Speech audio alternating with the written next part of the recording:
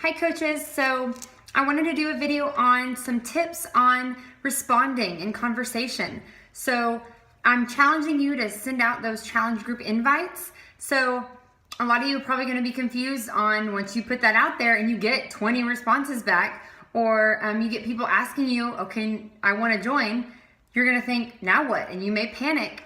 So I want to give you some tips on how to respond in a good way. So first one is, you don't have to follow a script. I'm going to post some just as examples, but I want you to either take that and make it your own, or just come up with one on the spot and read it before you send it. But don't make it so robotic. You want it to sound like you. A script that I post is going to sound like me. I type them out like I talk, so you may not talk like me. So you want it to sound authentic, okay? So you don't have to follow a script exactly, and I actually don't recommend it. So the first one, move the Facebook conversation to a private message. Never respond back and forth in a wall, on your wall, or in a news feed of something, or under a post. Always move that. Say, hey girl, I'm going to private message you, and send them a private message. In that message, in that conversation, you want them to share with you their goals, their personal things that they're striving for. And a lot of people will not do that publicly on Facebook just yet. So you want to give them a space where they have your undivided attention, where you can talk with them about goals. And you want to ask them about nutrition goals, exercise goals. What has stopped you from doing this in the past? What are some obstacles? Things like that. Don't fire all those questions at them, but turn it back around and be like, what are your goals? What do you want to get out of this? Let them answer, and then you respond. Just like normal human communication, hopefully. So you just want to listen to them, okay? Don't try and push your goals on them. You know, you're not trying to get them to accomplish a certain thing. If they only want to lose 5, they only want to lose 5. That's it. And you help them get there, okay? Do not share your link, the link for them to buy your things right away. That's very salesy, and that's what a lot of us don't want to do. Talk with them, have a back and forth conversation, and almost make them eager to get that link from you. Don't just give it away. You want to talk goals first, okay? And talk about what you expect in challenge groups. Say, hey, if I add you to this challenge group, you know, the goal is for you to post every day and ask questions and be invested in this. That's how you're going to benefit from challenge groups.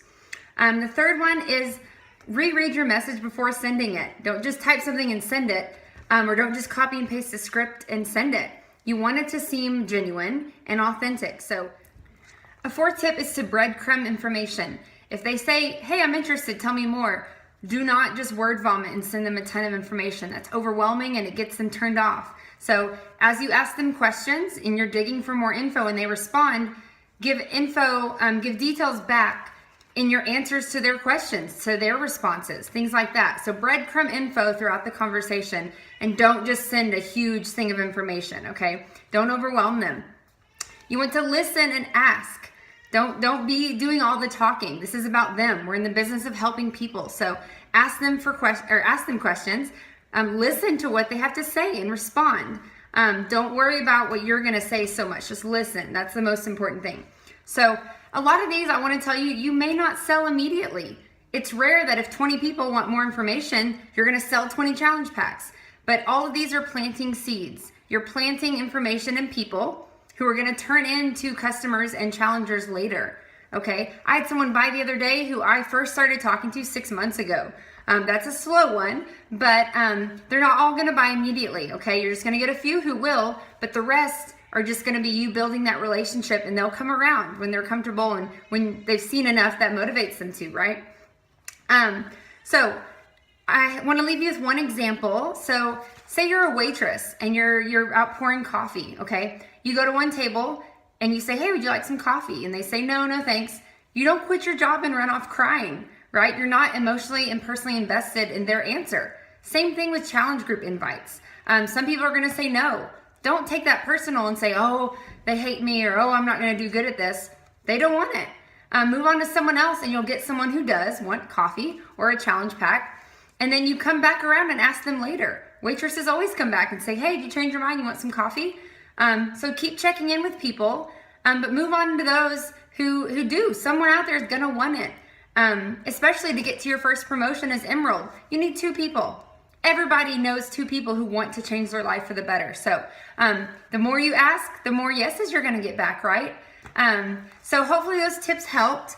Let me know if you have any questions, post below, and I want to see those challenge group invites today, okay? No later than today. Post, our next group is on the 19th. So post and let me know if you have any questions, and I'll talk to y'all tomorrow. Bye.